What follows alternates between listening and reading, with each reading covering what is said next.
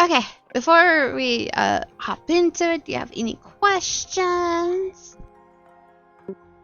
None really so far. I think everything's been pretty transparent, right? Just solving the case of this curse. Have I missed anything? Is there anything that you basically like, hey, here's your hint, and I was too dumb to get? Oh, you've been pretty good so far. Okay. That's all I got. That's the only questions I got. Okay.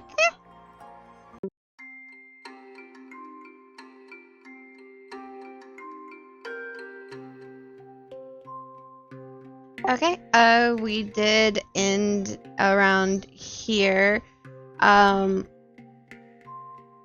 where, Malgram pulled you outside, not pulled you really, but, took you, outside to have a little discussion about a curse.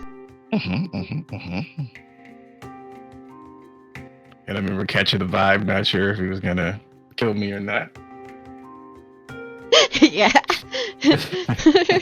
You sense like murder and fear on him.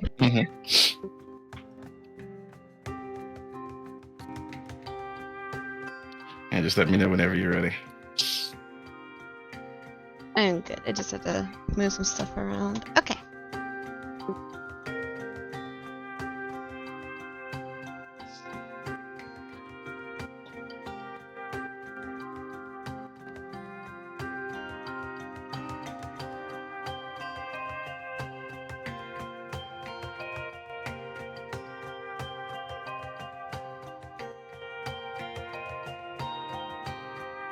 Now, tell me again, how did you discover that this place could be potentially cursed? Well, I just kind of put it together.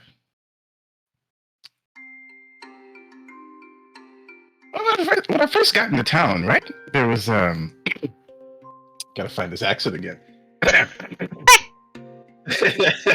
I know that feeling. Yeah. Hoity toity. When I first got into town, right? I saw a child standing over there by the statue. It turned out it was I have their names. I gotta remember. I wrote their names down. Or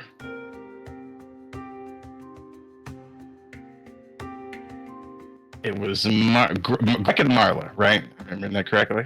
Yeah, correct. And then like a few moments later, followed by Marla.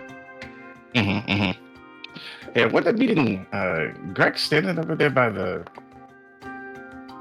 statue, and when I went to investigate, I saw like a mysterious figure standing up there and pointing.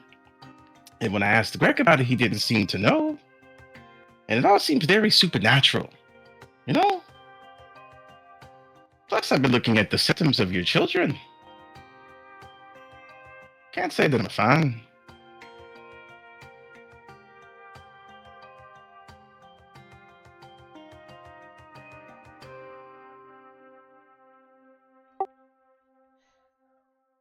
Well, I'm definitely not a fan either, seeing how my daughter's affected. But I'm intrigued about what you saw and what's going on with Greg.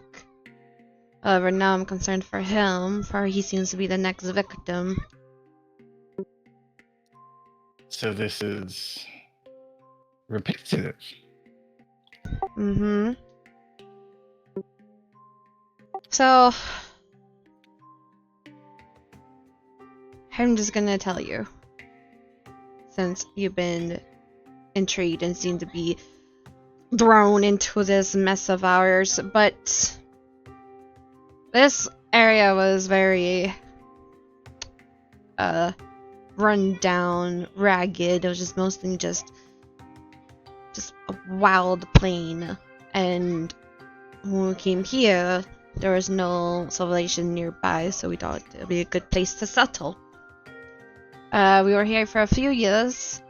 It was hard since we had nothing on us, but we made do.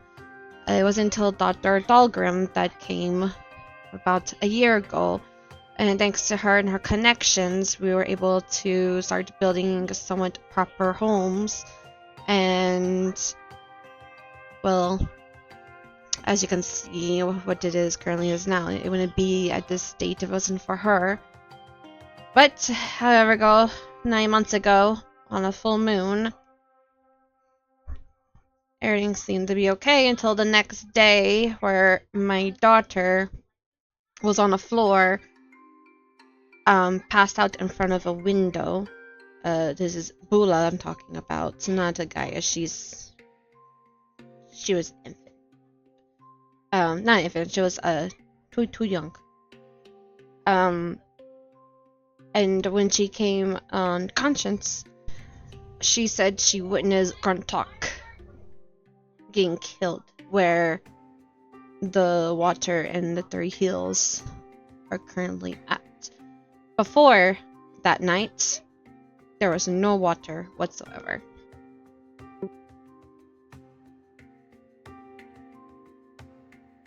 You suspect the water's cursed? But I don't know if it's cursed. We took it as a blessing that maybe Gruntalk's poor soul decided to bless this little land and give us some water, but we've been drinking from it and we've been all fine. But I had to go back home to show you, but Bula was very scared. So scared for a few days. I talked it up to her, just having a nightmare. But she used a burnt wooden stick to make a doodle on a slab of wood, and she doodled what she claimed she saw killed Grodok. It was a tall, thin figure with spikes along its spine, and I have never seen anything like that, so I'm figuring it's part of her nightmare. But then, after almost 4 months ago, she got sick, and then a month later,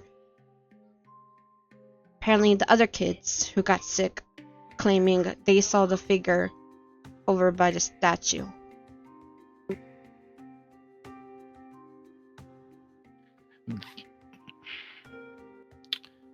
The spiked figure, is that the same one that you see at the statue, that I saw at the statue? Wait, repeat that?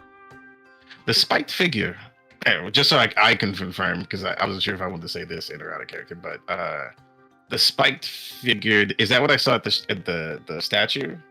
Oh, Did no. it seem like it was a spiked figure? Or is it just What you saw Greg staring at was like a little boy, Okay. from what we can gather. But his face was like, had no skin, no muscle, it's just a skull with some hair. Wearing like tattered clothes. Okay.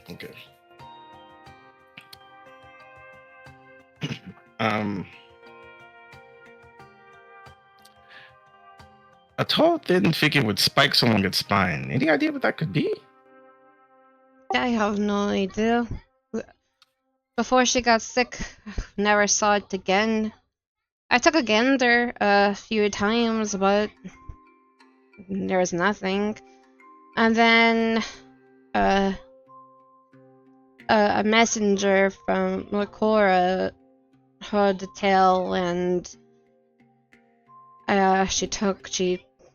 she brought the tale over to Makora and had a talk with Talus, because 5 months ago he gave us this statue.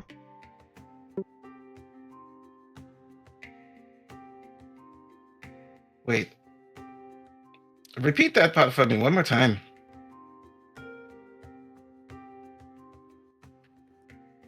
Oh, that about me taking guard, or about the statue?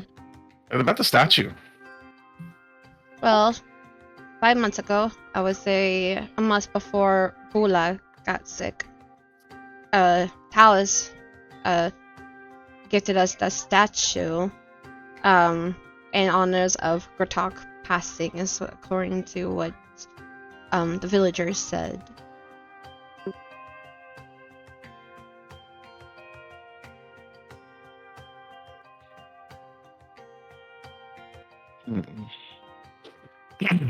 Okay.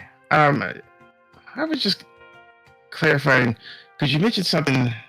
You said, sorry. You said your daughter drew something down on a piece of wood about what you saw, Mm-hmm. Yeah. and what's if you mind if I pry, what's on the piece of wood? Where's that at? Oh, it's back at my place. I can show you. It might not be important. I just thought I had a connection with the statue in a weird way. In a Unless you weird think way. it's well, curses start on weird points and weird things, and so I was thinking maybe um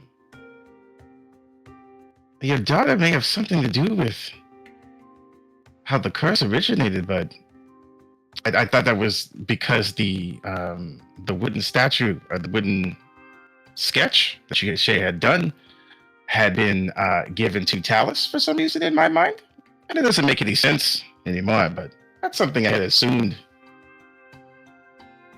Oh, you thought I gave the sketch to Talus? Oh, no, no, no, no, no, no. I kept it in my place.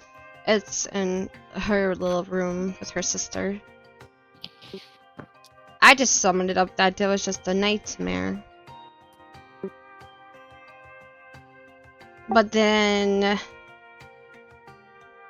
Bula claimed that the night when she got sick, that she saw it again. And then Malachthus, the tiefling boy, the night he got sick, he also claimed he saw a tall, lanky figure too. And then Ellis, same thing. And where did they see this figure? I claim they saw it by the statue.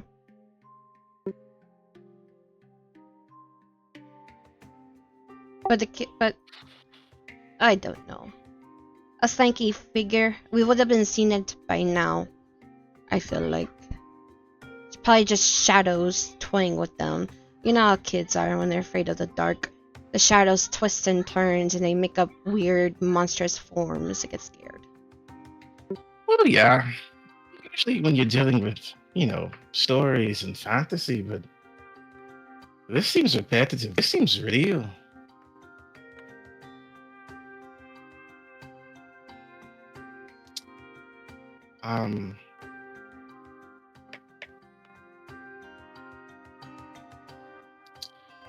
Is there any connection to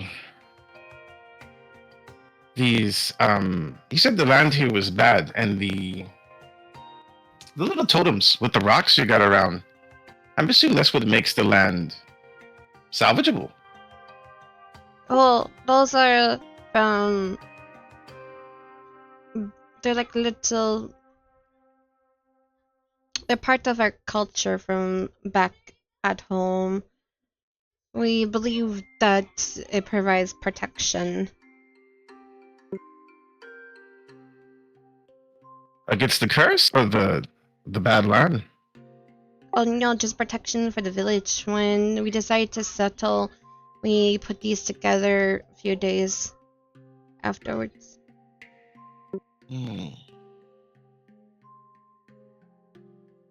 Okay. What is the topic?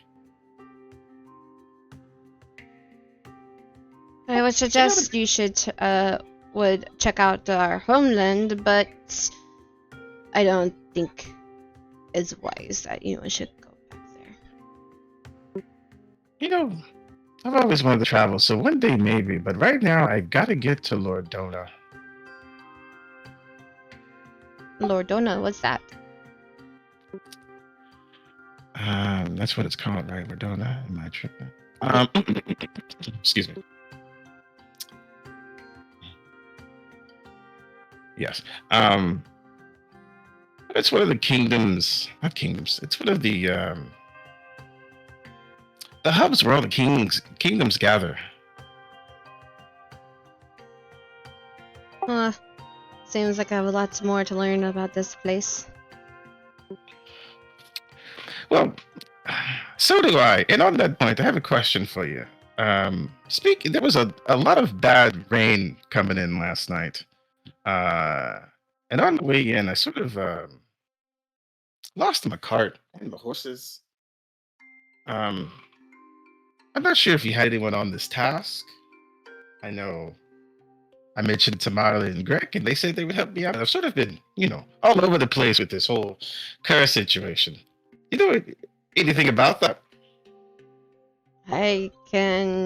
I'll check in with Marla and see if she went over with Big Goth and Oktar.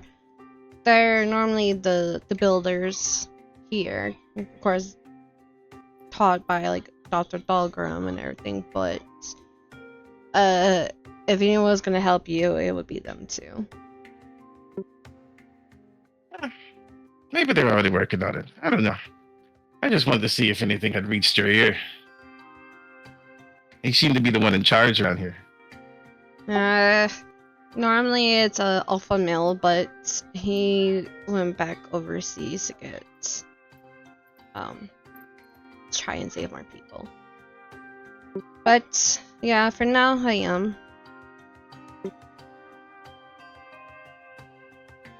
Okay, well, that's good to know. If I have any more questions for you, I will come and find you. And also a side note, I think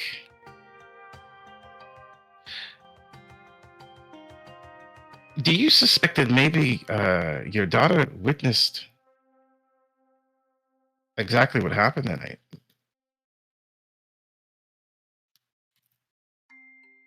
Oh, that her story is true?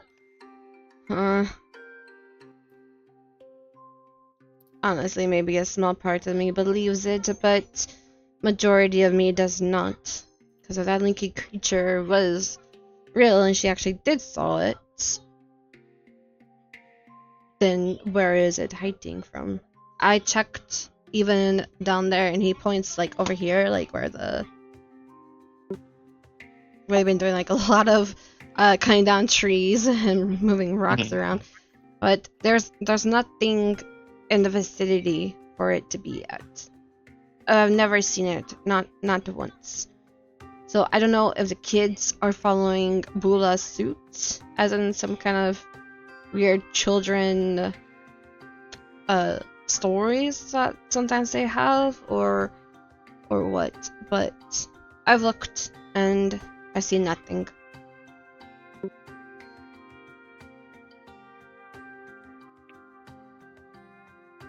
So we can confirm the curse here with no clear way to solve it yet, huh? If you want to call it a curse, I guess, but I don't know. I just think something's going on. We got 3 sick children with rather tainted blood. Speaking of which, I've left some loose in the tent. I need to go back and check on that. Okay, well, if you'll need me, and he points over here. Okay. That's where me and my family stay at. Oh yeah, we were playing over there earlier. The kids. I remember that. Also, when it gets a little darker, me, my wife, and Gula will be staying inside. And I'm gonna be making sure that Gula does not end up being the next victim. Even if is the one who's experiencing what the other kids experienced. I unfortunately hope not. Me too. I have to figure this out quickly. Oh, before you go, I just remember there was one thing that Bula did mention the morning when she saw Gratok's body fell. Wait, no, redact. When the night when she got sick, she mentioned that there's a figure, and the figure pointed at her and then pointed to her house, and then the figure disappeared, and then that's when she started to experience symptoms.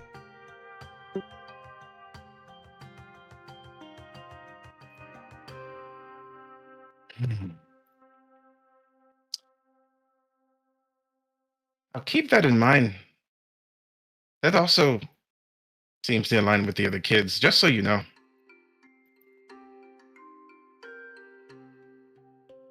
And he's gonna walk off towards the tent.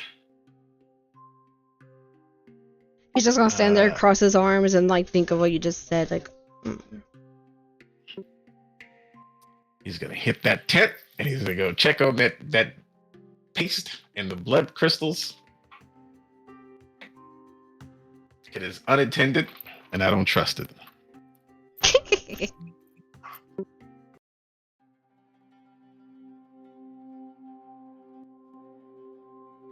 Gotta make some adjustments here. Okay,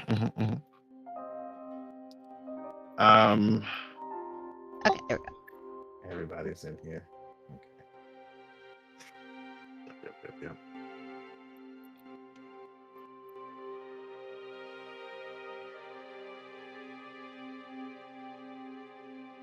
I am going to hand to the back real quick and I guess check on my setup. Let's see if this paste in the blood crystals has had any reaction or anything. What's going on back here? You can either give me an investigation or a perception check. Oh boy. I will allow either or. Let's see, perception or investigation. I'm really good at one of these. But I rolled low. Okay, well, from what you can tell, it looks the same. It's still like, the black stuff with red shimmer and like tiny little red crystals forming around the edges of it. Still seems like the quarter size it grew into. Other than that, nothing really has changed from what you can tell. Okay. On my person or in the vicinity, is there any bottles or jars or anything compact that I can sort of like cap this and bottle these stuff for further research? Oh yeah. Where you were like working at, even though like you clear some stuff off, there's like little vials, little tiny little bottles with a cork on them that are empty. They look clean, just like sitting around the corners or lined against the walls near you. Okay, yeah. I'll grab some things. And secure it. Put it in my do I want to put it on my person right now? I think by now he may suspect, and this may or may not be true, that this the paste may have some sort of, well, no, he has no. I was going to think the paste may have some sort of reaction to being in the vicinity of the curse or something, but we're in a room full of it, so no, that's not how it works. So he would actually just leave it in like a bag. He'd put it in his bag. He Okay. wouldn't have it just like on his person. And then he's just gonna kind of check on people in here real quick. How's everybody doing? Everybody still stable? From what you can tell, they seem stable. Dr. Riska and Dr. Dogrim are starting to yawn as it's getting closer to the late afternoon. Ellis, blah, blah, God dang it. Melethus and Bulla are still, from what you can tell visually, that they're still the same.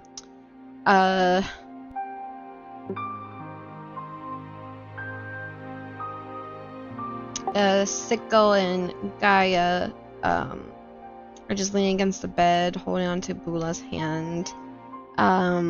Occasionally Gaia will look up over at Greg and start talking to him. Saying like, "Oh, we should play kickball again tomorrow. That was fun. I wonder if he knows any other games." And she kind of occasionally like looks over her shoulder at you, and then back over at Greg, and then back over at you, and then back over at Greg. And she kind of just giggles. Malmuthus, don't think you met her, but she's over at him, just kind of like stroking the hair off of his face occasionally, and taking like a little wet piece of cloth and like wiping like the blood that drips from his nose occasionally.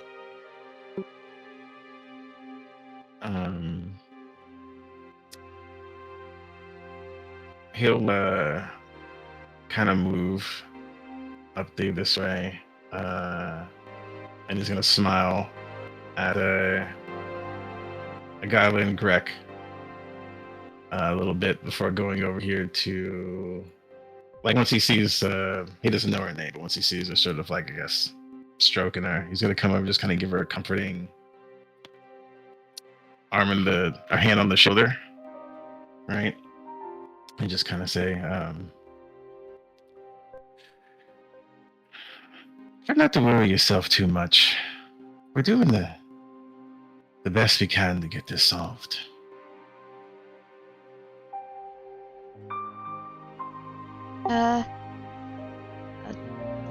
Thank you. I don't think I've ever seen you before, except for just today. My name is Lucilia. Pleasure, Eucilia. My name is Dr. Morris. Well, nice to meet you. Wish it was under better conditions. Do you know how my brother is doing?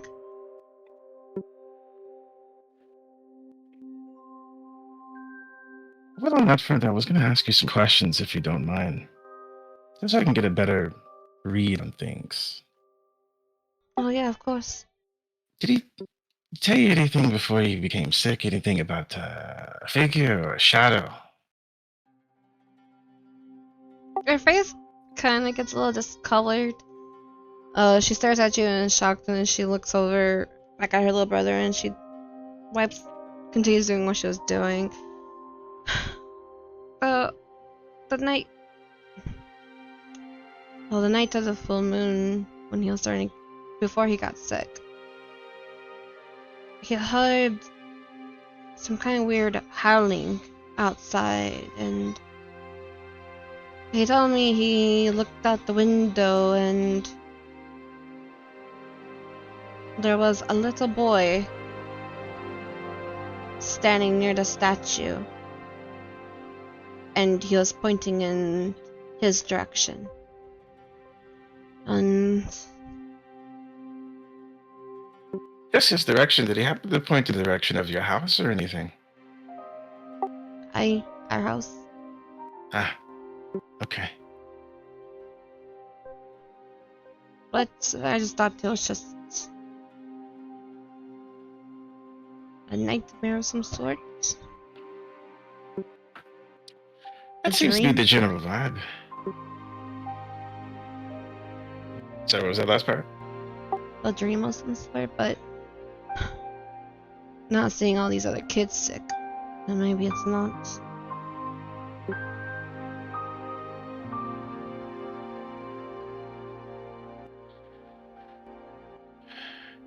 This may be an off question, but was there anything? Did you find anything in the house, or is anything different about the house since this has happened? Did your brother have any precious belongings or anything that might have been altered or?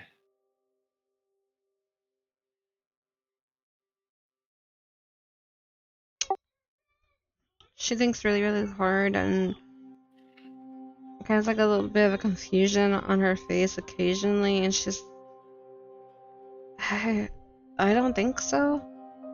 I don't.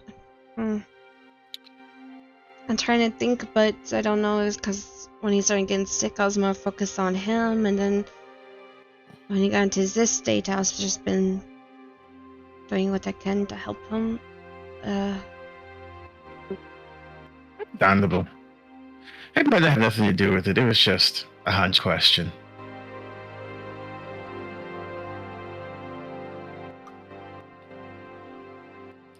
It was a pleasure meeting you, Lucille. I will leave you to your piece. I'm gonna do some work. Now I have a question for you. Have you ever come across something like this? I can't say I have. I mean, I've seen curses before, plenty of them, but they all come in different forms and shapes. It's hard to be narrow down what the issue is.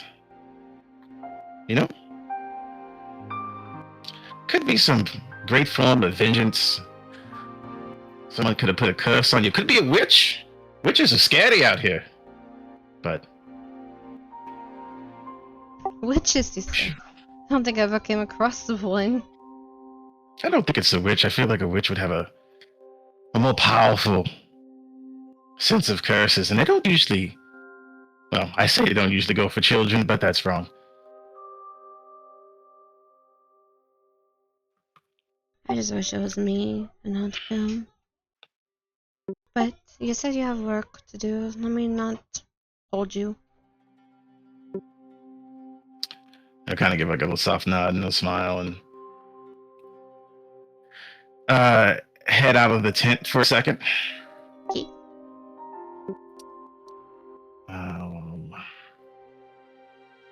Okay.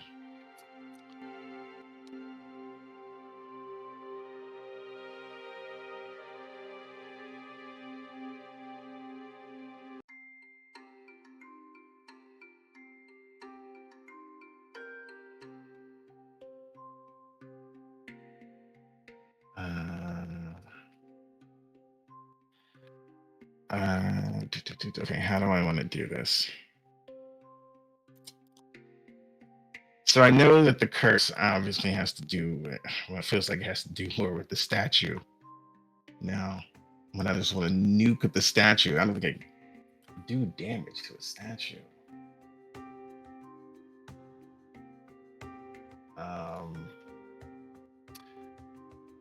But I also want to see if it's like affecting these kids.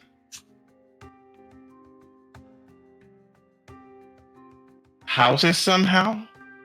Because he points at the houses, right? When he pointed at Greg, he pointed at Greg and then he pointed at Greg's house, right? Mm-hmm. But he's not as sick yet, so I don't feel like the things would be noticeable. Okay.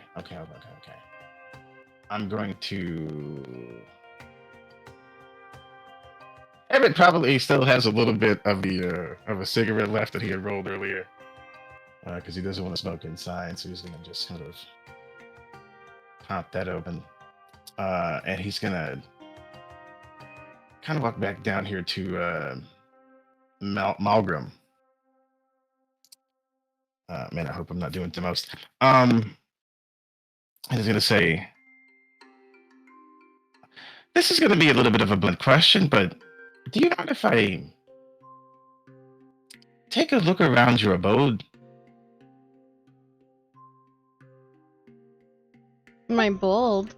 And both Malcolm and Savar like look at each other questioning and then like look back at you. Your homestead. Your place of rest. Why do you want to go to my home? Yeah, I want to. If you don't mind, I would like to uh, look at your daughter's room and see if there's any relation to the curse.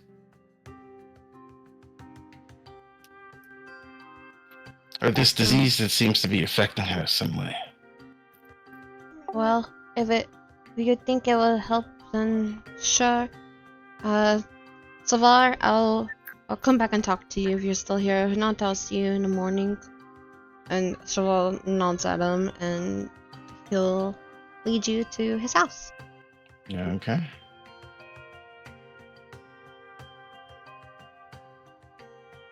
Okay. It takes you inside. It's kind of like beaten up, but a little bit messy. Like it's still like a work in progress. And he leads you over to Bula's room, and you can tell it's shared between her and her sister Gaia. There's little like wooden dolls just lying around. Typical girly girl room. Yeah. Two sets of beds. That look like they're just like jig right together by just some like scraps bits of wood and straw for the mattress. He points out to the window, which is like right here.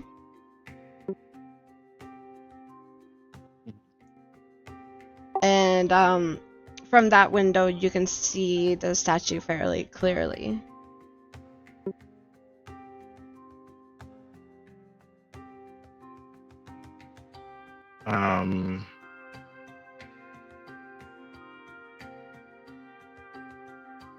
Around the room, and this is probably your reach.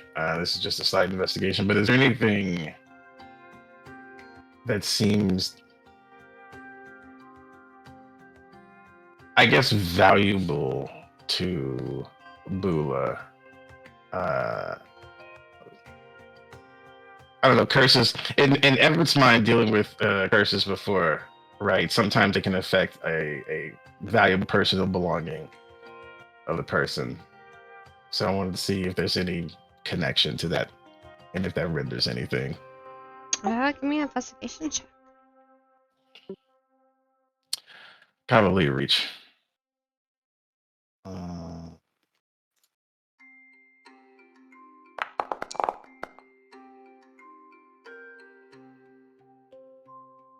Okay.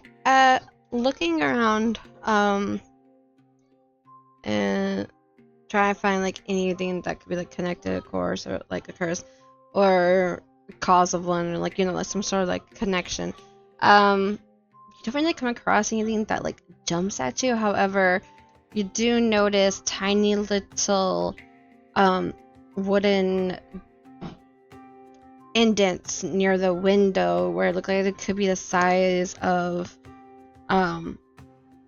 Bula's fingers dragging along like the windowsill basically. And then Magra will be like, oh well, this side is Bula's side and that side is kind of like Gaia's side. And then like when you like look over around like Bula's side, you notice like a little it looks like a worn leather book spine kind of like sticking out between the hay mattress, a makeshift hay mattress. Mm-hmm.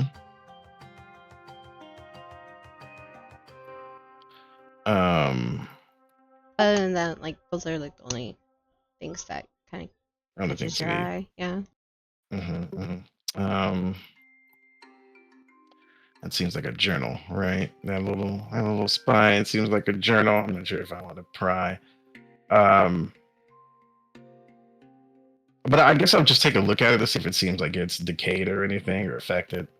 Just kind of rub my finger along the spine to sense any magical essence, if you will. Okay. The leather feels really rough, like it's been through quite a bit. It feels like jagged, even though it's like a leather, it also kind of feels like a bit scaly. But nothing seems to like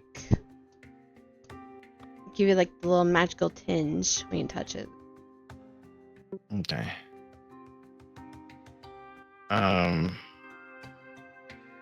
He's just gonna say to Malgrim, you see, and he's gonna kind of look at the window, that, assuming she saw the statue happen. He's like, yeah, so she said she had a little sketch of what she saw out of this window, right? Yeah. It's underneath her little bed there. And sure enough, you bend down or like just try to like lean over and you see like a scrap bit of wood. Mm-hmm. And what do I see on this scrap bit of wood? You see what was described to you. It definitely seemed like she used like a wooden stick to use like the burnt ends of it to be able to draw on it, and it's I can make a little doodle for you too while I describe it. Its head is like a long weird oval type of thing. She does like a stick figure of a body and kind of like bends in certain angles, and there's like a multiple like jagged spikes around it and like lengthy arms with like claws on it. And then it seems like the legs look like regular like human stick figure legs from what you can tell, with just like a line and like jagged spikes at the end. And top of the head is like a has like two, what you can tell from like a child's doodle, like two massive horns. And let me take a photo and I'll send to you in Discord. Ooh. I had a question and then I brain farted.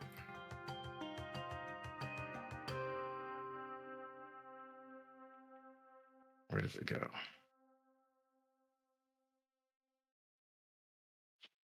Oh, have I, from the doodle, does it seem like anything I have recognized or read about or heard about? Give me a history check. We're good at this. How's the roll? Oh.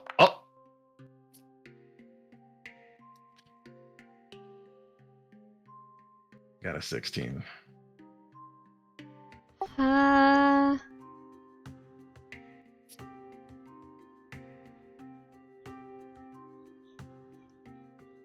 You've seen or heard like in like picture books or stuff like that, these type of critters, not critters but like monsters, but it's mostly just like silly folklore or like silly like fantasy tales. Say it's Fae folklore, is it? Kinda, yeah. Oh. I swear, if we're dealing with something Fae, Morris is gonna get frustrated. Okay.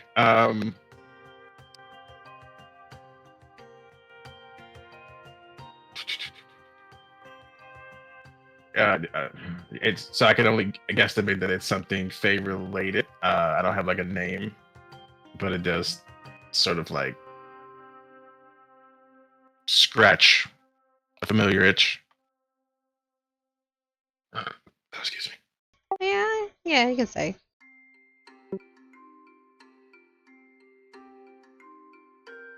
Okay. Um, do I know?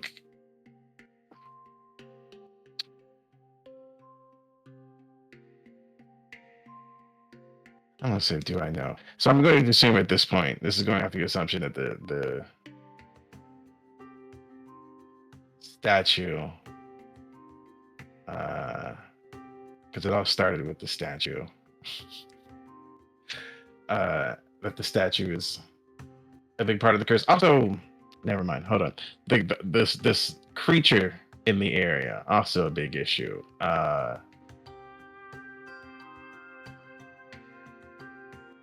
Because I feel like I've dealt with creatures like this before.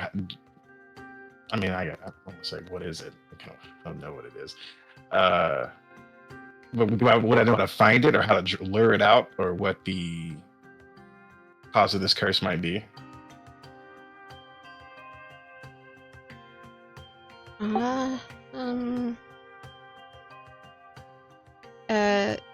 Creature luring it out ways? No, I'm gonna say. For the curse, I think if you want to gain more or see to find like more information, maybe getting on the hills, because you explored around the water, but you never went on the hills. Yeah. Okay. I mean, that's going more towards the statue being part of it. That's the next move. So I guess we're doing that now.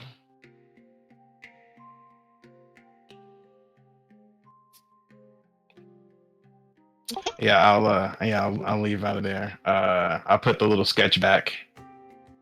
And then I kind of, thank him for his hospitality for letting me look around, and I will now put my focus on this statue.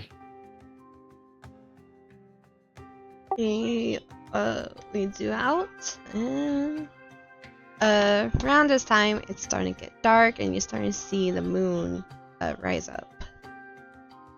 I know.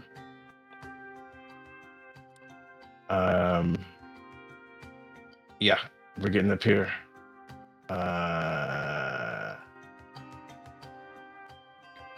Around the hills. This is getting up here around the hills, around this lower hill, I guess. Oh no, wait, I gotta reload application. Hold on. Oh no.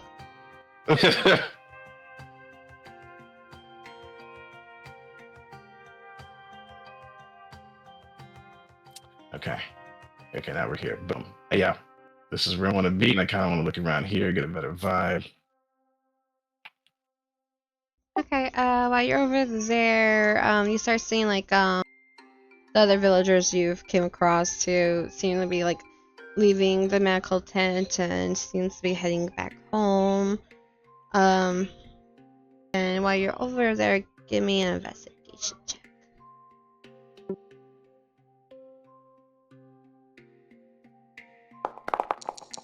All right, 1980.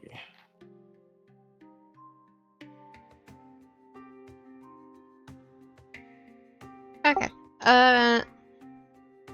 So looking into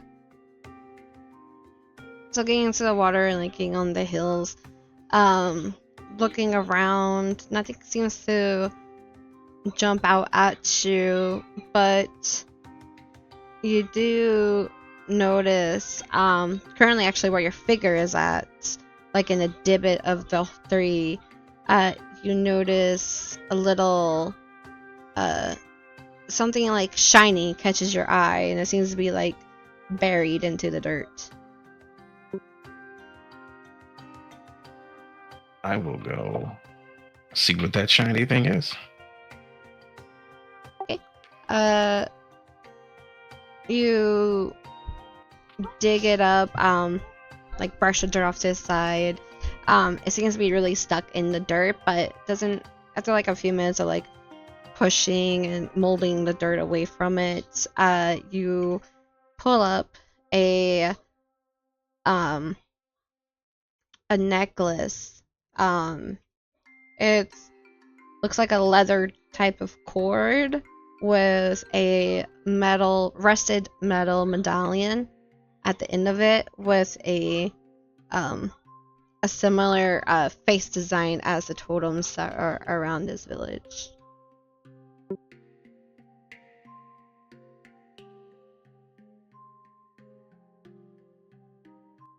Okay.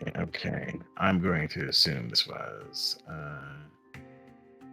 the necklace of the murdered. Murdered? How old? Yeah, does the old necklace seem that old? Um, Or does it seem more recent? with how deep it was, I would say, seems old. But not like old for it, like the way, because I'm just gonna use the same investigation that you got. The way the medallion's rusted seems to be old, but how it was currently not that deep in the sand doesn't seem there it's been that long, but yet the necklace says otherwise.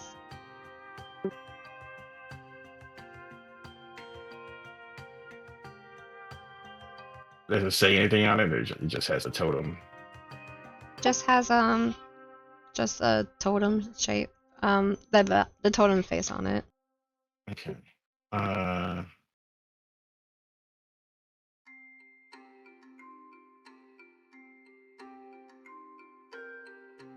gonna hold on to that for now. I guess. No. Does it seem magical? Does it seem magical? No, not really. Okay, good. I don't want to deal with that. Up to the statue. Up to the statue a little bit. You're gonna kind of poke around the statue itself.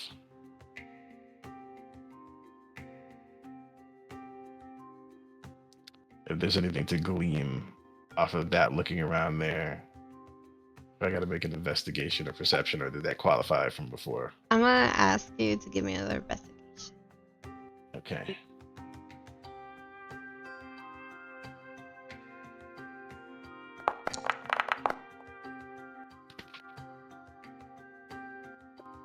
Okay, now, looking around at it, you don't notice anything different except for what you notice, it being not like you don't know what this girl is or who she represents. Like, she doesn't seem like to be a god or a goddess, or someone well known. You see the word Talus carved into the base, but on top of the base, like before the robes kind of like end at the feet portion, you notice a carve, like a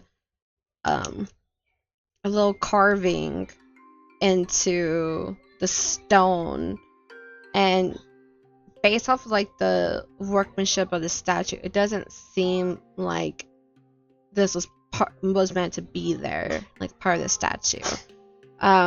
It looks forced. It looks rugged. Definitely not cut and precise. And if you want to give me a history on it. Okay. We're rolling good.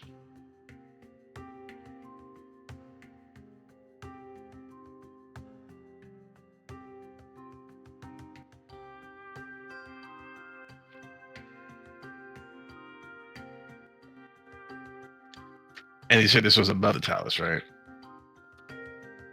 Before the okay. So like if you yeah, so like where you're at right now, you would see talus, but like right here, like the top part of the base before like you see like where the rope kind of like ends at the floor, you see it just like carved into it. You notice this rune based off of your family's history, and especially being quite well knowledge. It's a rune of aberration.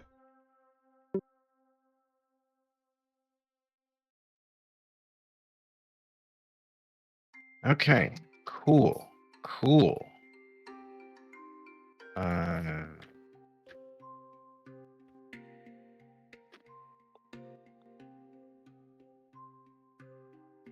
I'm going to.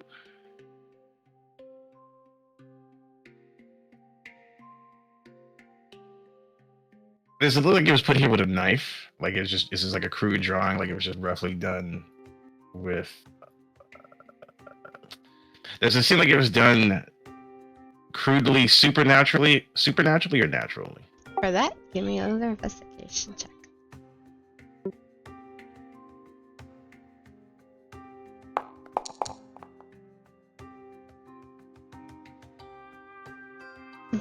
Based on how rough it looks unnatural. Okay. I'm gonna assume this is our creature friend here. But I'm gonna try to cover this up. But I have to figure out how I'm gonna do that.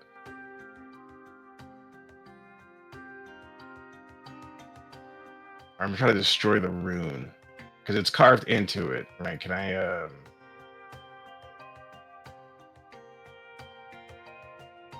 Can I just destroy the rune in a way that doesn't do too much harm to the statue? With I have a little dagger. I could chisel away at it. Go ahead and try.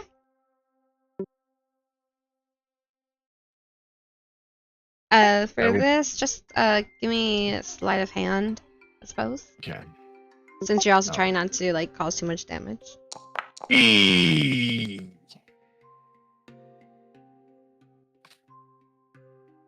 Okay.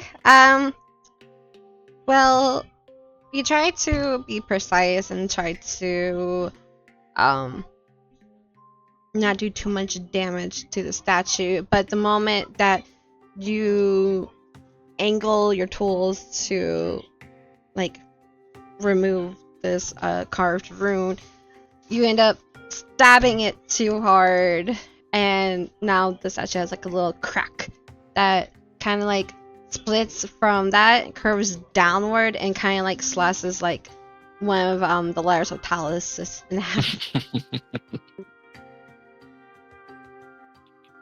Is the rune at least damaged? How does it feel? I'm gonna say no. God damn it.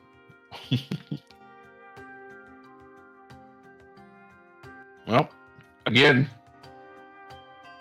Another sleight of hand. Okay, a little better.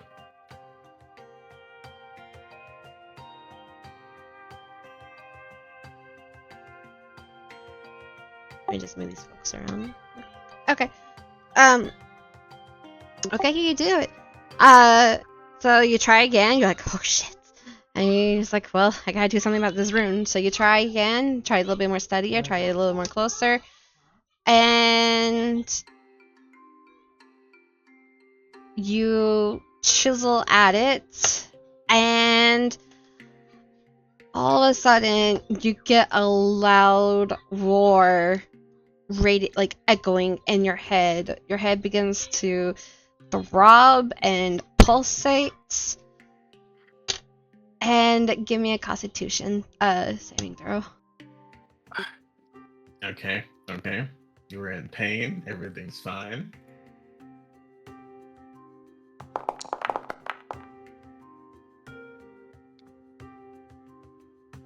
The screams in your head begins to echo and pulsate, and you blink out. As you just go rolling down the hill.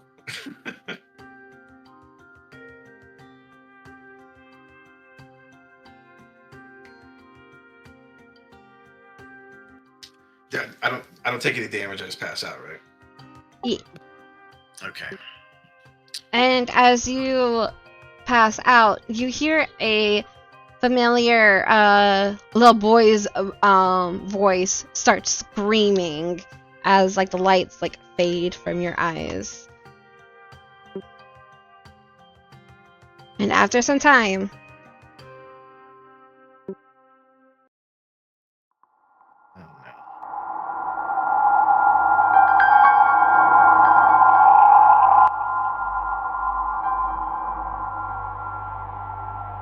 Hello?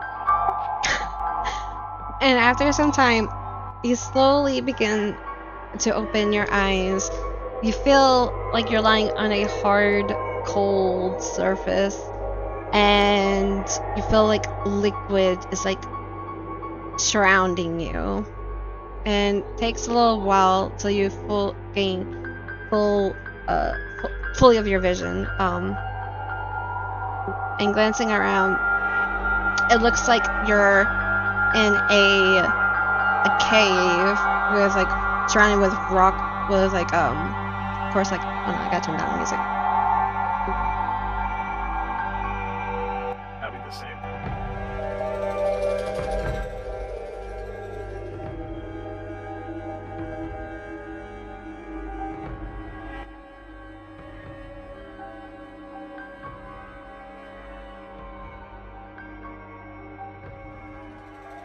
Okay.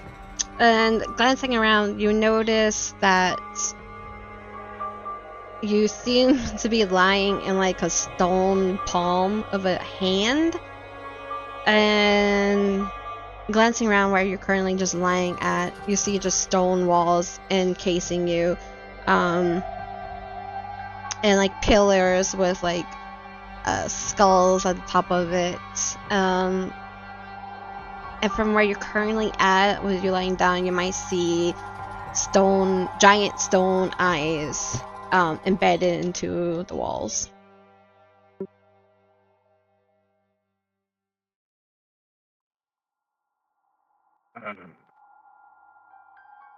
Looking around, he's gonna try. I guess. Well, obviously, other than what you told me, he's gonna look for anything else that kind of stands out, mainly towards this center blood crystal here.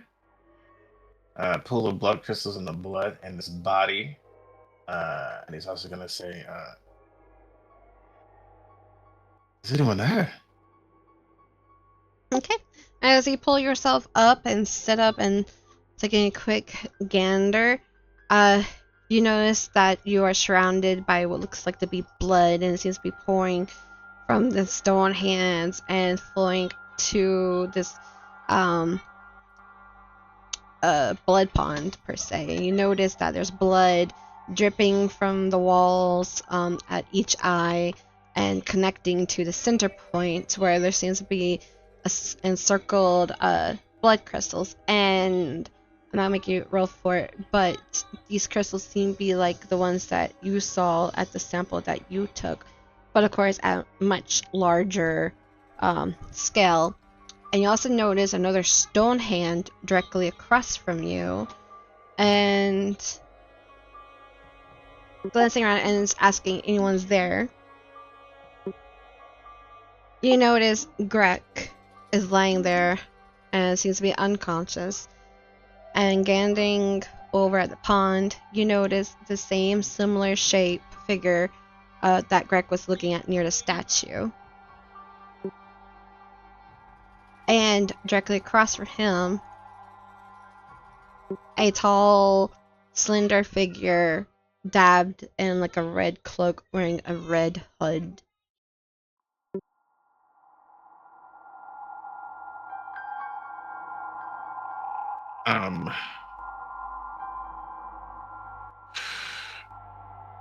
Upon seeing Greg there,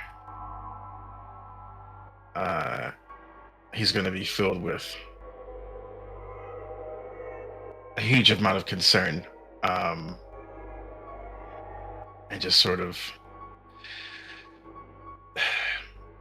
taken aback with the whole situation, but also this sensation that he has around him with the blood.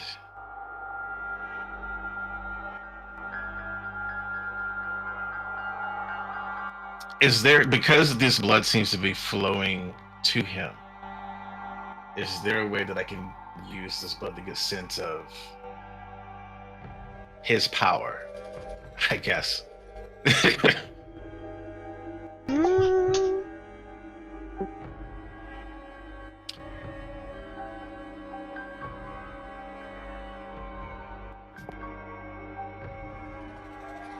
If not, that's fine. I'm not tripping. That's some blood magic shit that I'm just trying to do. That's very interesting. I didn't think about it, but I'm gonna say for right now, no. But I'm gonna make a mental note for that in the future because that's kind of interesting, or potentially could be interesting. I have a library of like blood powers that I've looked up. Oh man, I'm excited then. Yeah.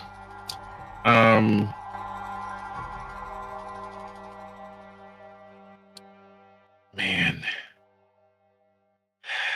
He's gonna, I guess, look up this figure. Can I move? Am I attached to this record? Can I move in any way?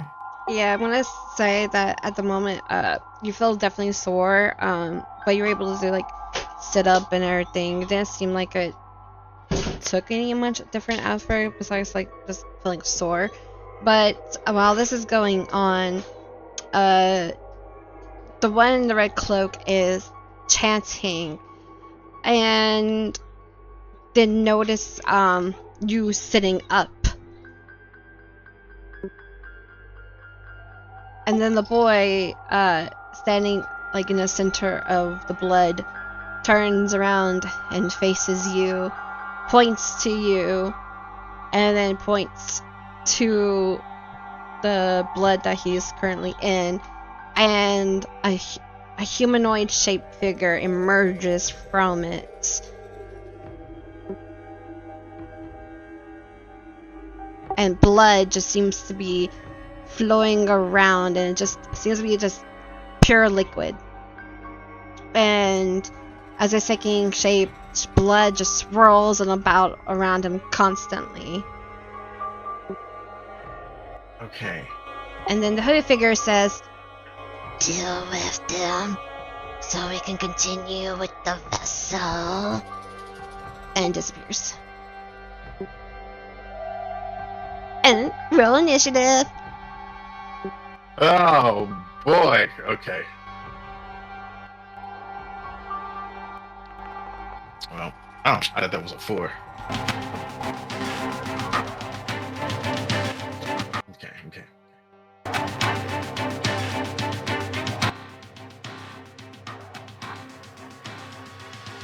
What you got?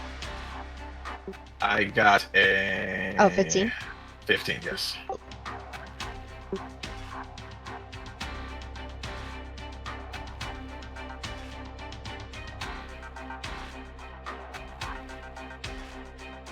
Oh, no, I grab my dice. Do your thing.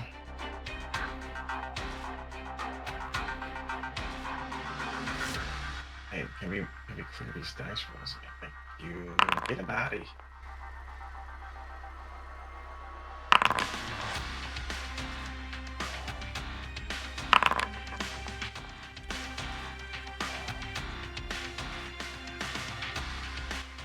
Okay.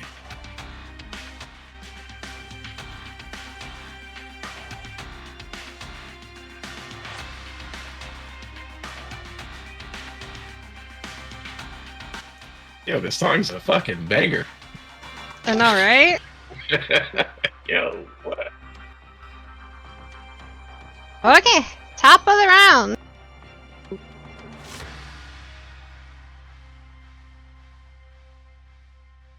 Unfortunately, he got the highest, so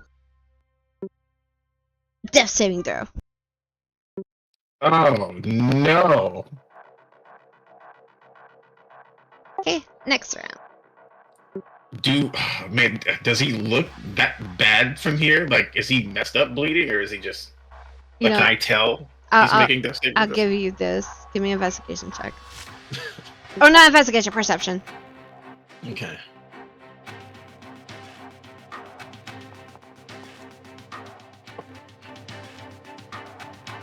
Yeah, he looks pretty bad.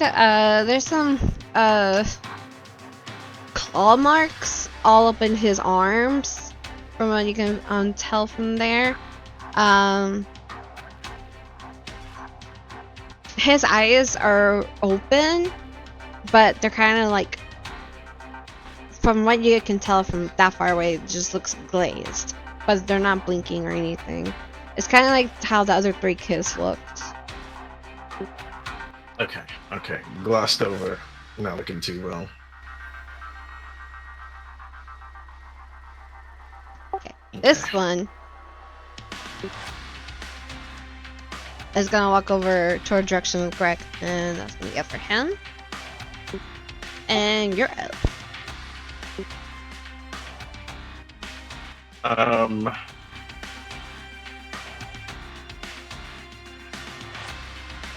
Immediately, what's the movement speed here? Or what's the distance here? 80. Oh man. Okay. And I have 30. Okay. So that changes. I'm going to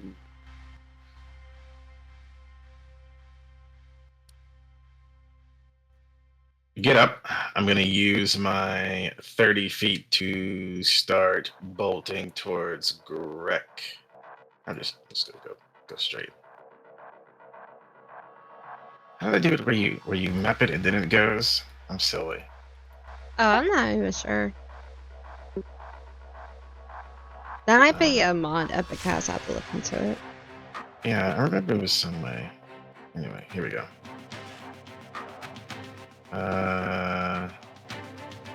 So yeah, he's going to use his movement speed to get closer to Greg, and then he's going to use inflict wounds on the. Okay, well, before we use, actually no, I don't think it matters. Well, yeah. This guy's definitely undead, right? Skeleton face here is definitely undead. Alright, you can guess, yeah. Okay. So instead, we are going to use guiding bolt on that ass. And hopefully, unlike Shadowheart, I want to hit my ability. Hey, let's go. That hits. And this is all radiant damage.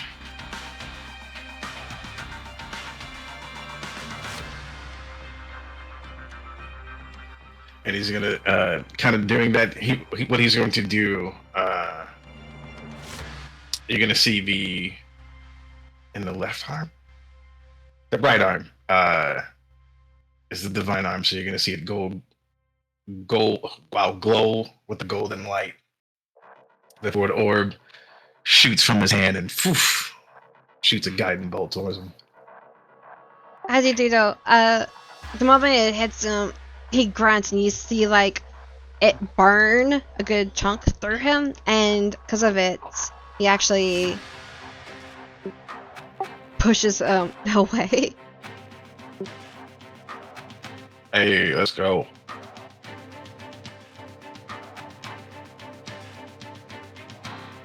Okay, would you like to do anything else, or?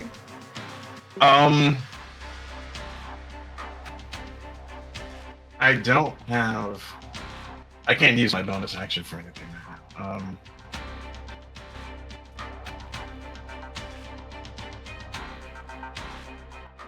No, not yet. I'm gonna end my turn.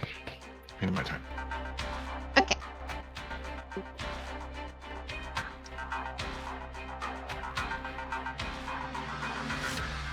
Okay, this one.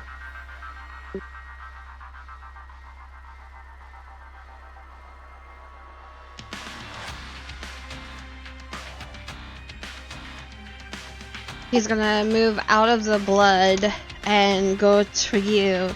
And all of a sudden you see like his arms shoot straight from his body and attempts to wrap itself around you. And I need you to give me a dex saving throw. A dex saving throw? Oh wait, no, that was the wrong one. That's a check. Well, so seeing like two massive like blood whips reach out to you and try to wrap itself around your neck, you manage to duck down and dodge it. Whew. And Alright. that's it for him.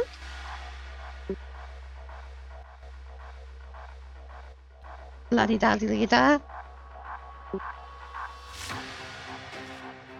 Okay. He is now angry. He's gonna point to the blood golem and make it use a reaction, and he's gonna try and do the same thing at you again. So give me another dex saving throw. Oh, please, please, please.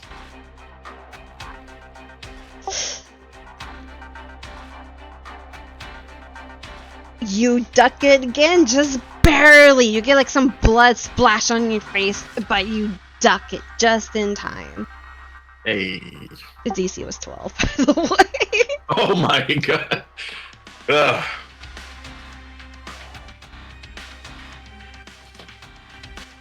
Okay, it is your turn now. Oh wait, he's gonna move a little closer.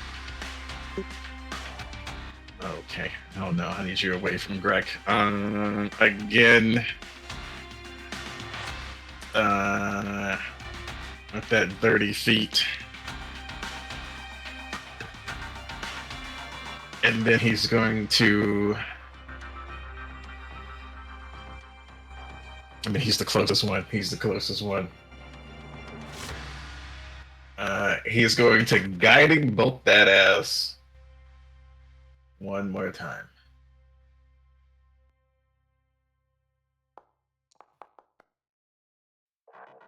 That hits. And on damage. Oh, that one's a high roll. Oh boy. Ooh. That was 2 6s and 2 5s, bro. God. The moment it hits and shoots through him, like you leave like a massive like gap where like the guiding bolt shoot right through him, and he screams out, and his eyes glow red. And he starts huffing and puffing. And Evan's gonna say again, or say, "Stay away from Greg." Or not accent. Stay away from Greg, you bastard.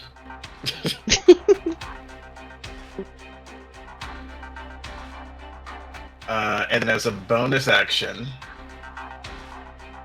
now because I feel a little bit more secure, I'm going to cast Healing Word. And Evan's gonna mutter some things. And surprisingly, when he uses Healing Word, it's not the divine arm that glows, but the red arm that glows. And you're gonna see the blood around Greg sort of seep into Greg and heal him for 4 points. What? Nice.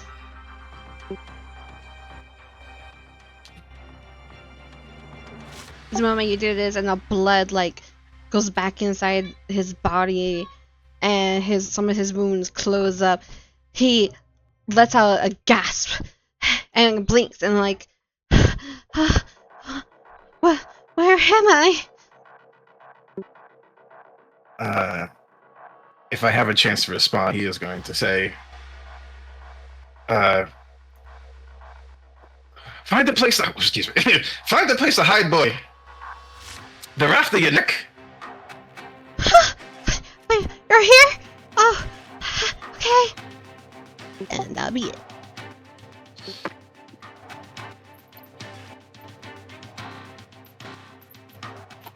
Seeing how he missed you twice, he's gonna... Aha! I don't like that. He's gonna come from behind and do a multi-slam attack against you. I don't like that. First one was an 18 with no modifiers added to it yet. Does that hit? That hits. Okay. For Second sure. attack. Well, it's a 5 with 5 plus. Oh god, where's his? I So don't feel 8. like that's gonna hit. I don't think that's good. Yeah. Okay. No, it's gonna hit. So you feel like a massive force hit you in your back, and blood splatters like past your face and everything, and you take only 4 points of damage. Okay. I mean, 11-1. That 4 points for a caster is still. Ugh. Oh, that's true. That's true. That's true. Okay. All right.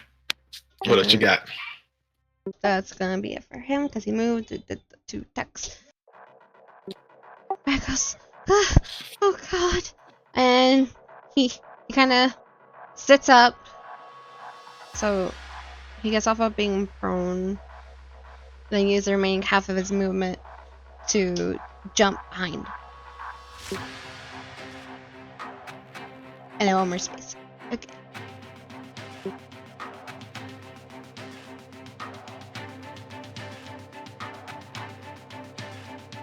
Now he is pissed and also looking quite bad. So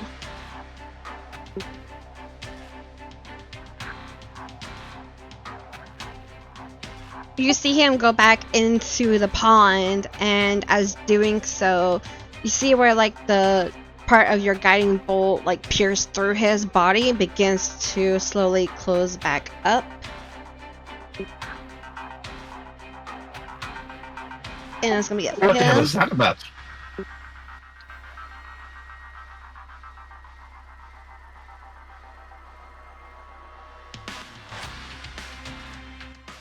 Oh man. I got this guy in my face. I got this other guy. And oh, I got no more spells. I'm going to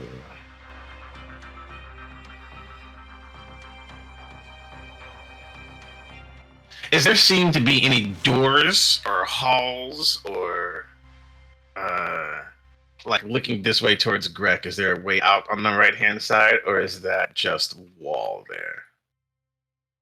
Like, is this place just a sealed off area? It's just a sealed off area, but since you're there and kind of jumped down, you do notice that towards the south part of you, it's open, but the wall is like, it's farther, like it's a caved in, like type of like a, think of like a dome, kind of like that, but like in a cave. But there is a cliff that drops, from what you can tell from where you're at. Well, that's certainly not a way out. Or is, depending on how you look at it. I'm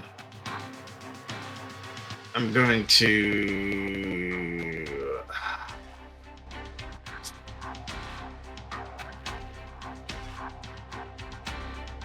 Man, I really want to focus on the skeleton kid, but I think that's going to backfire. I'm going to use total dead. Actually, I'm going to get some distance, if I may. I'm going to try to get away from this guy. 5, 10. Opportunity. Yeah. I rolled a 3. Who misses?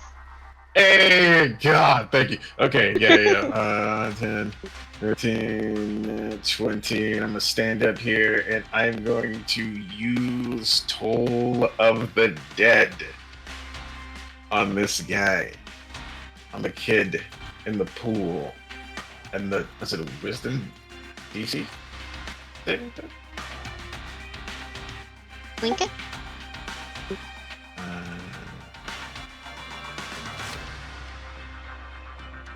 How do I link it here?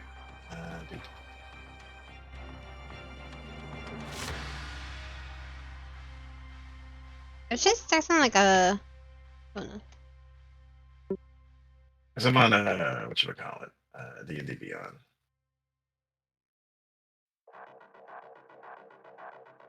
It should, like when you click on the spell, it should have like in the upper left corner of the pop-up thing that pops up, be like cast on VTT. Okay. Yes, it's like roll. No, just rolls, right?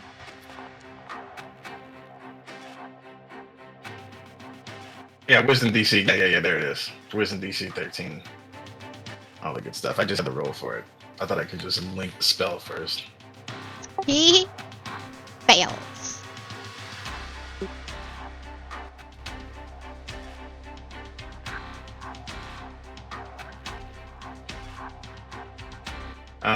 One thing that I did miss in my motion to do action. I'm not sure if this affects. I feel like it should, but it is necrotic damage.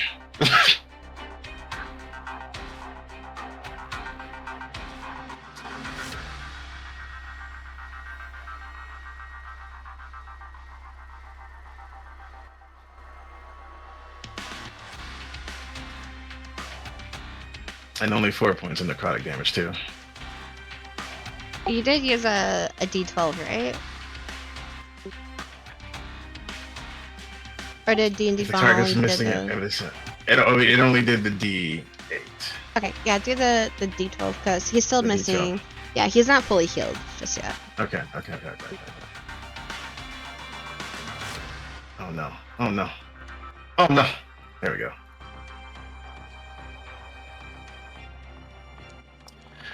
Wow. Okay. Never mind. Oh my god. What the hell?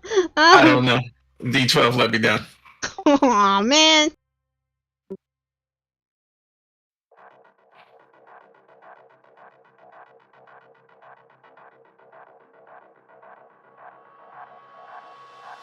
Okay. Would you like to do anything else? You moved and I think used an action. We're bone dry on spell, so that's it. That's all I got. Okay. We're gonna just be told the dead and using our dagger. Dagger. So he moves over here, and once again, you see his arms shoot out and try to wrap themselves around you and go and get me a dex saving throw. Dice don't fail me now. Well, no, that's a fail. It's fun while it lasted. Okay, you try to dodge, but since you're on higher elevation, it's a little bit harder for you, especially with blood beneath your feet, and it's kind of still slightly slippery. You feel its thick, liquidy arms wrap around tightly around you, closing your arms tightly to your body, and even one like wrapped around your neck. You take.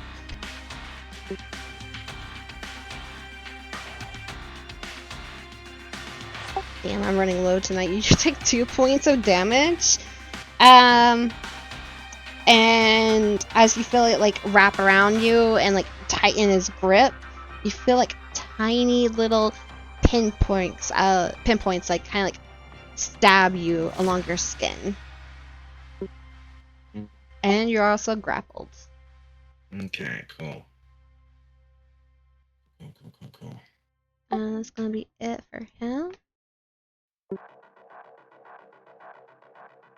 Greg, not being too far from you, panics, goes, "Are you okay?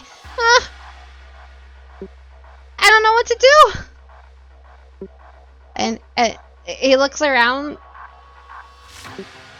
sees a nearby rock, and he's gonna try and help by tossing it at you to but aim at where the things are grappling you at. Okay. He's a kid. He doesn't know better, but he's trying. I like the effort. Yeah.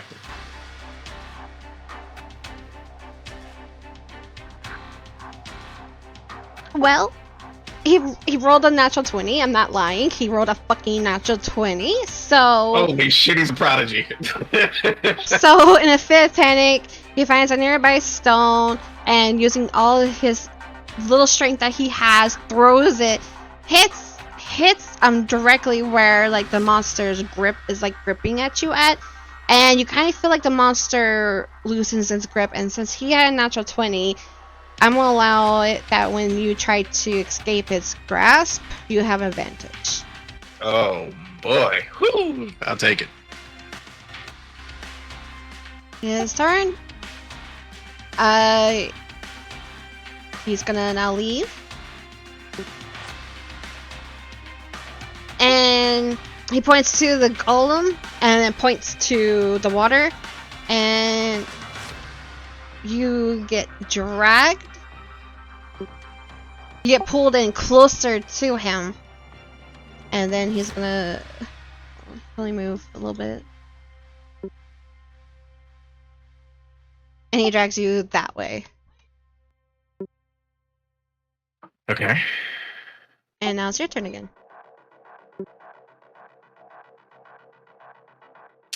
I have a really impulsive idea.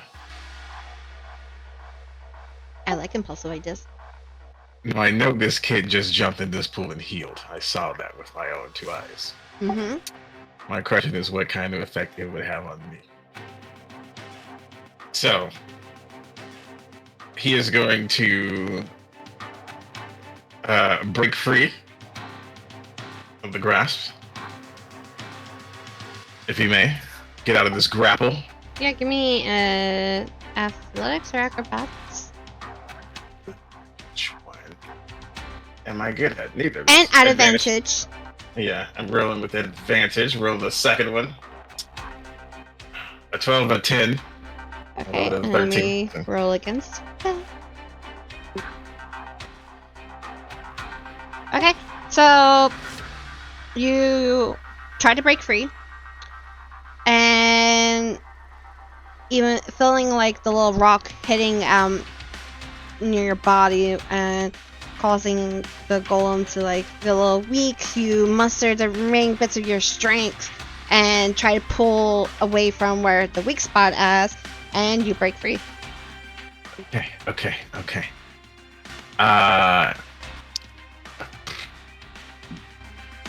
Desperate times. He's gonna bolt it towards the pool.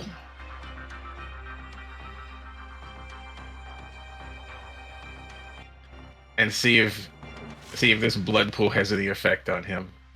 I will say, the moment you got close to the crystals, you saw the blood pool kind of like rise up in like a tentacle fashion, and multiple tentacles kept rising up and kind of like go into your direction. As in like a means of harm, or? You can give me an insight check or investigation check. I feel very... Oh! Here we go. Natural 20. Not sure that's needed here, but natural 20, hey! Oh, that's good. I mean, that's really good. For that, since you got a natural 20 as an insight check, I'll give you a DM inspiration, so you can get a bonus of 1d6. Ooh. I can just use on anything? I'll let you use it on anything. I will say that you didn't see like these blood-like tendrils coming out of the water when the boy went inside of it, but the fact that you got closer and like the moment you got on like the edge of the blood crystals and you saw some of them kind of like wrap around like the blood crystals and look like they're trying to like latch onto you, you sense immediate danger. Okay, well, that's unfortunate. No vampire hood for me yet. Alright. So he's gonna turn his attention away from that idea, and he is going to...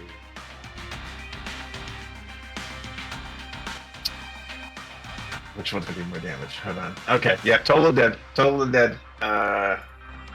Total. I'm a kid.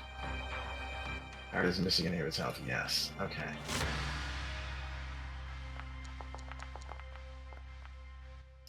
Well, he got an 8, so he failed. And take Baller. okay.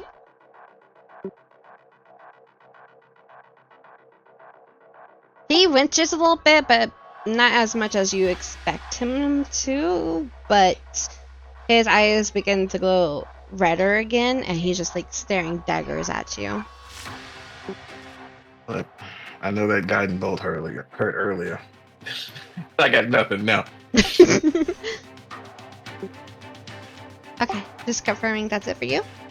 Yep.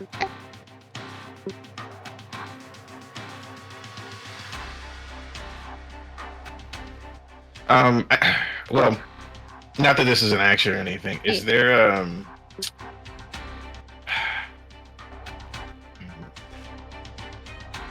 these little, like, I guess these rocks next to the pond here? I'm assuming these are skulls, skull-ish.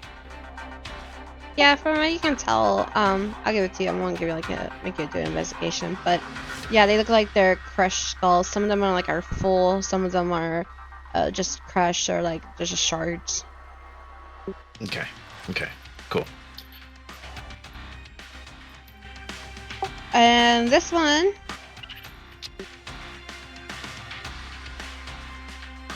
seeing how you in direction of the pool, he is going to try to grapple you again. Yep. And take me into the pool. So give me a dex saving throw.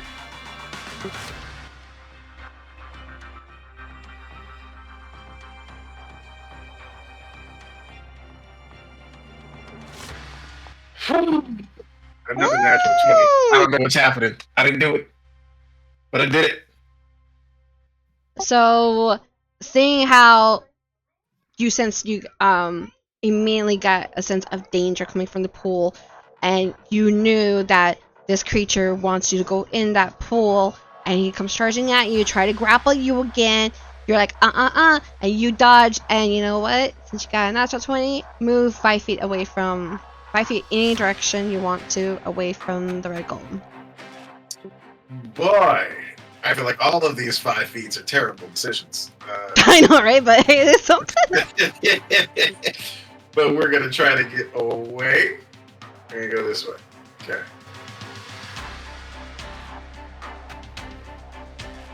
Okay, that's gonna be it for him.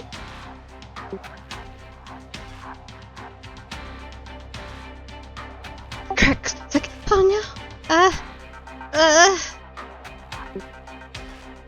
What should I do? Keep tossing rocks, boy. You're doing fine. Okay. He goes over here, looks around, she sees some skulls, grabs one, and tries to toss it at the red golem again. Unfortunately misses. It kind of like lands in front of your feet and kind of shatters when it hits the ground. But that's gonna... Oh, damn. He's gonna just move in a little closer this way. Try As to long get as more the skulls. attention is not on him, we're still doing good. There we go.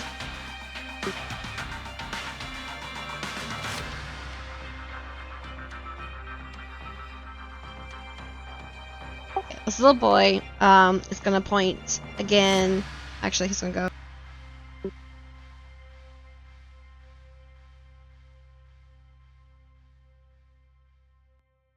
He's gonna move away so you can give an opportunity attack if you want to. Yeah, I will. He'll go pull the... It's not gonna do a lot of damage. His ceremonial dagger. That doesn't hit. Fortunately, no. You try to swipe at it and he dodges.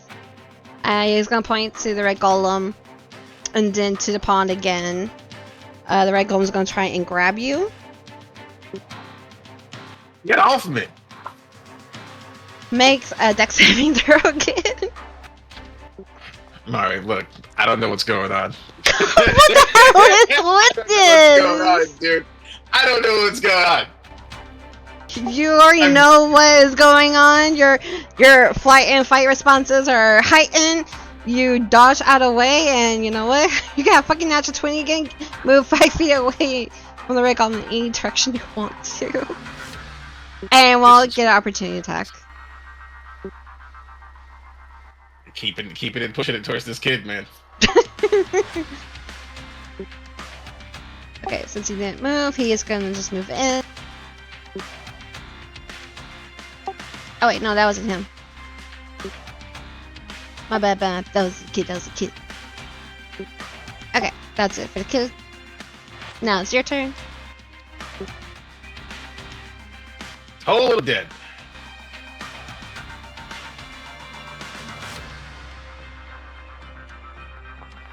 We're chunking. Oh, you got an 18. God damn it, we're not chunking. Hold on. I do have.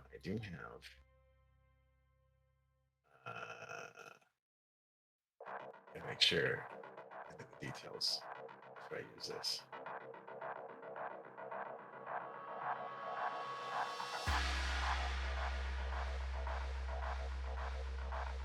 Okay, never mind. I can't do anything, but I know what I can do now. All right.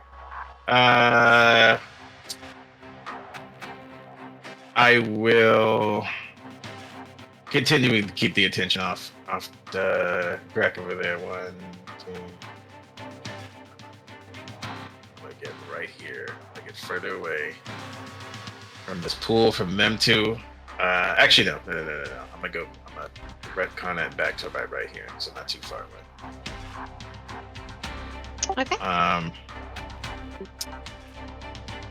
And yeah, that's it. That's all I got. Alright. The little boy does try to swipe at you since you moved away, but he misses. Look at all these casters failing in the melee. Yo, I know, right?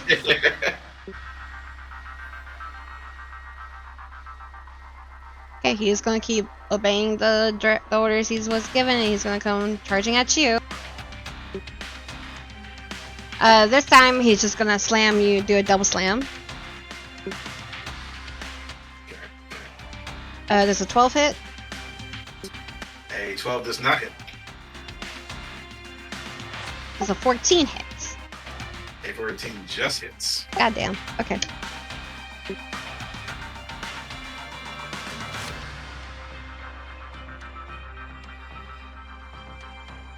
Yeah, for future reference, my AC is 14. So. 14? Okay.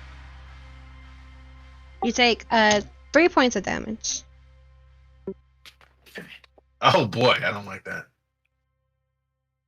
You missed the first attack and then got a little blood splatter on your clothes, but then the second one hits you right in the chest.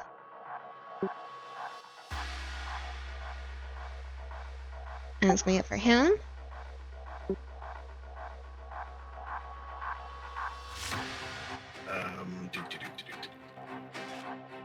Greg is gonna pick up a skull. Get about here. Sees that the other kid is closer, and he's gonna try throwing it at him. He hits. No. Does some damage, and then the boy whose direct red eye glaze was directly on you turns and faces Greg, and Greg panics and kind of backsteps a little bit and looks around trying to find a place to hide, but that's all he can do. Yeah. What's next? Oh no. He points to the bullet golem and then points to Greg.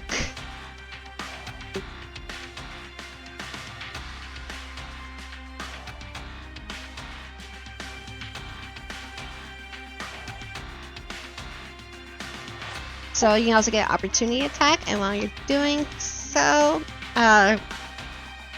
you see the bullet golem break away from you and go charging at Greg. Ooh, that hits. Ooh, nice.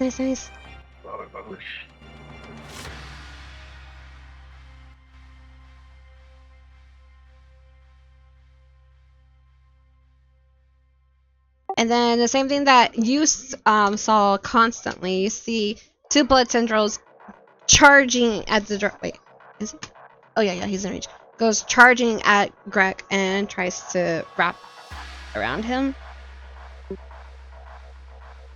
Ooh, but Greg was good.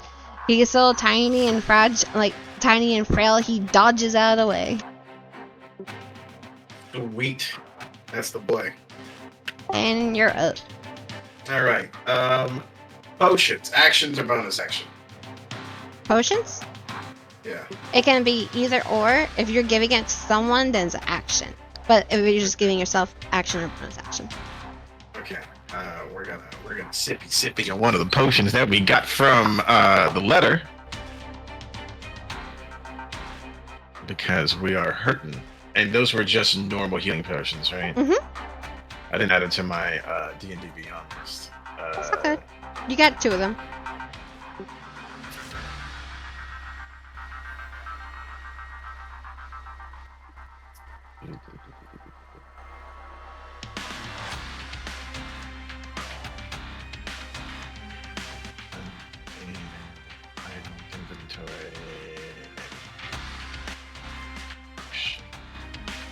Regular potion of healing. Wait. Why can't I see graders here?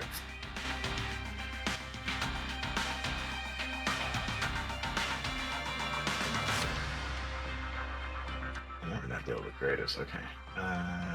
2d4 plus 2.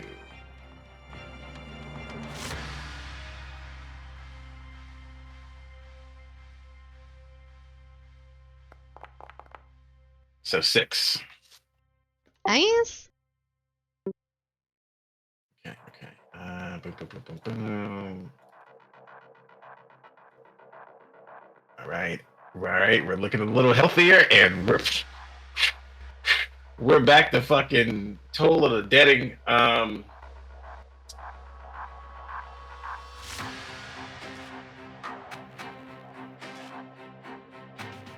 I totally forgot about that. I forgot about that part. I'll mention it once we all meet. Anyway, he is going to Toll of the Dead again, and they cast that. I got sidetracked briefly there. Spells. God damn it. But hopefully he fails to even take the damage. He did fail. He rolled a natural 1. Okay, we're chipping away. Okay, you see like his body like deteriorating quite a bit more after taking like damage between the guiding light and now like this, even though Toll Dead you feel like it's gonna deal a little bit more damage, but it does seems to be taking less effect on him, but still nicking away at him.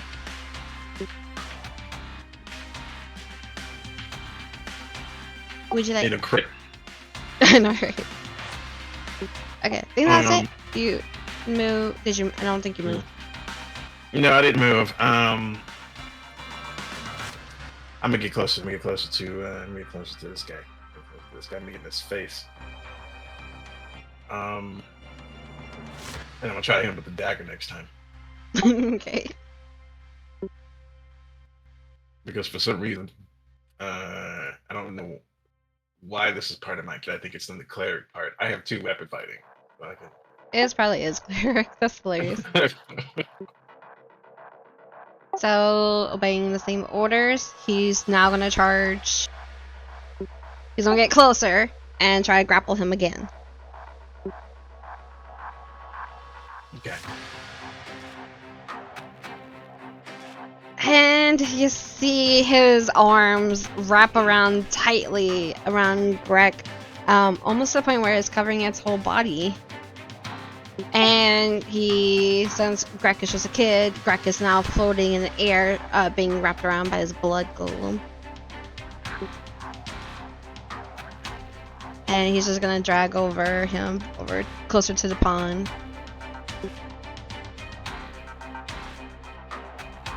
And it's gonna be I need more spells. I don't know. You casters do it early. Greg is screaming now, and he's gonna try and wiggle free. Ugh, unfortunately, fails. That's it. for him. I can't let Greg die. I can't let Greg die like this.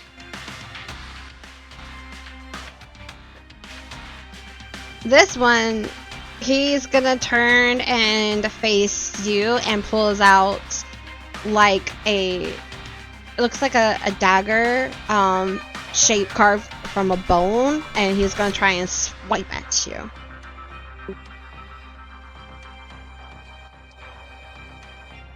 Uh, 19 to hit. God damn it, yeah, I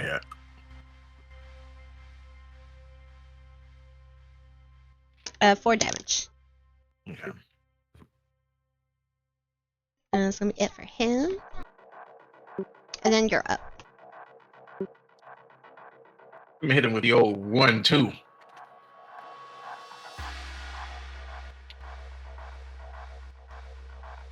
Okay. Okay, cool. That misses.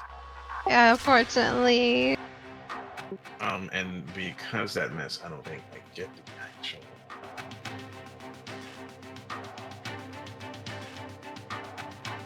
Make sure.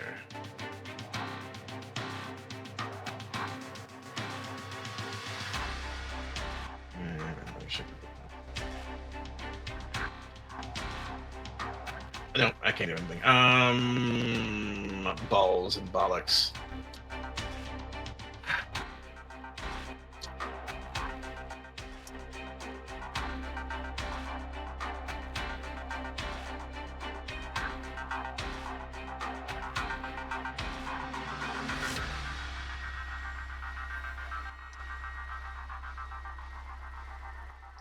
I'm going to shit.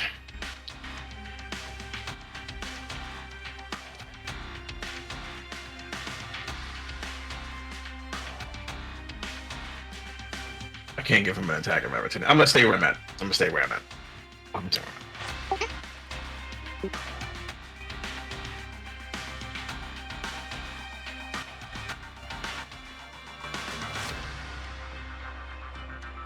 He drags the boy into No. the pond, and when he gets in the pond, you see the blood trindles go up the golem's body and up to Greg and wrap around Greg, and that's gonna be it.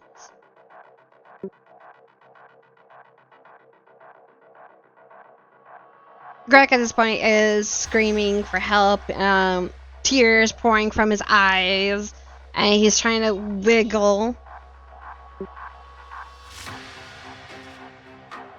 Unfortunately, rolled a natural 1, so he doesn't break free.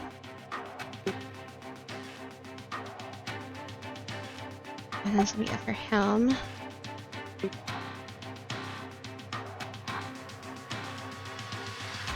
Now, seeing the blood golem with Greg inside the water, he's gonna go directly to the pond.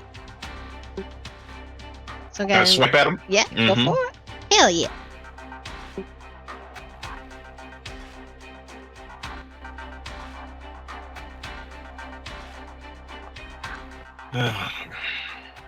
That hits. Okay. Okay. At least we're doing some damage. Hey, yo! Nice. So, as he was going to the direction of the pond, you managed to swipe him deeply the moment he walked away from you, and you just see him hunch over, falls to the ground, and doing so, you notice that the blood golem begins to fade in and out to the point that it bursts, spraying blood everywhere, and slowly swarps back into the pond. And where it was at its core, you notice like a red glowing stone float in the air a little bit, and then gravity takes effect and it falls into the pond, floats, and the glow fades away. And at the point, the tendrils that was like in the blood pond going for Greg releases and just falls to the ground in like liquid form, and along with Greg. I was gonna say, since once I see that happen, can I go over and help Greg out of this? Go for it. Okay. I would. Boy. Would it be an athletics check? Yeah. Yeah, athletics. Or acrobatics. I'll give it either or. Okay, yeah. If you let me use acrobatics, it's slightly better. Not a lot, but better. Okay.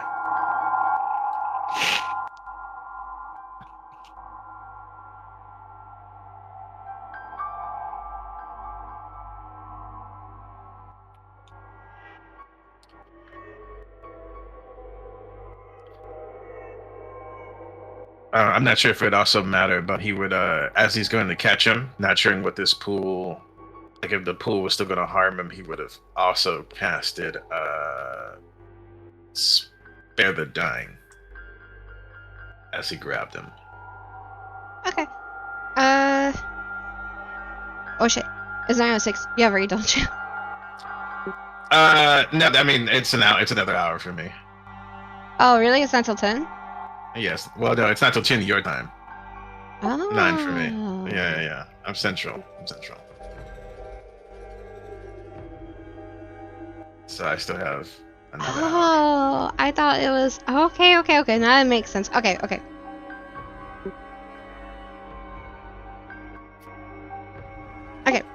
You managed to run and grab Greg before he like lands in a pond. The pond just goes back into like a ripple form with just like the skeleton floating there, along with like the crystal that was at the blood golem's core.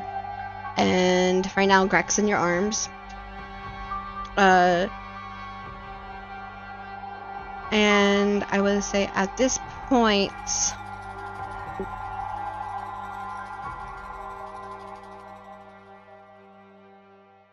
rising from the red water comes the hooded creature, the hooded humanoid figure. Yeah. And she points to the boy.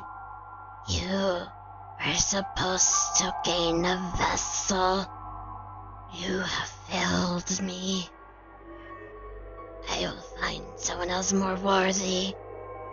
And with that, she disappears, but the moment she disappears, loud rumbling and explosion happens. The place begins to crumble, break away, fall apart, and the ground gives way, and you and Greg begin to continually to fall through. All those blood crystals, though. All shattering. If you want to, while you're while the ground was beginning to fall and break away, and before you fall down into the pit, you could do like a sleight of hand and try and grab some if you want to. I mean, without putting Greg in any danger, I could if I could like snatch a couple. Yeah, try this. Yeah, I'll say you could. He's small. Okay. Sleight of hand, you say? Yeah. Ooh, here we go, baby. Back on top again. Nice. I said you'll manage to grab a handful. So you got like about, let's say, 5 chunks. 5 chunks of blood crystals. Mm-hmm.